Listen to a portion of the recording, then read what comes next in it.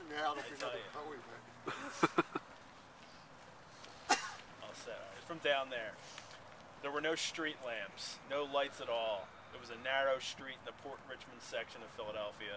From the nearby Delaware, a cold wind came lancing in, telling alley cats they'd better find a heated cellar.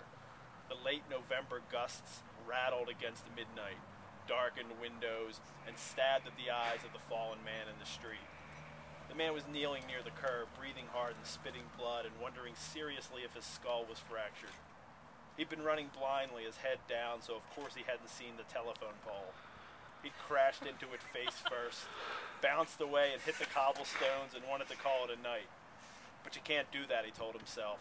You gotta get up and keep running. Now, looking back on it, he saw the wild man of 7 years ago and thought, what it amounted to, you were crazy, I mean really crazy.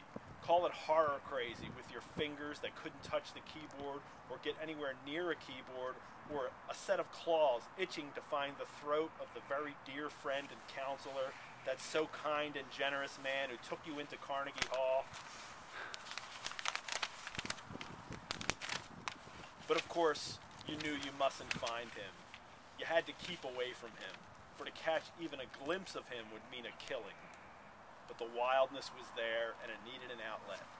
So let's give a vote of thanks to the hooligans, all the thugs and sluggers and roughnecks who were only too happy to accommodate you, to offer you a target.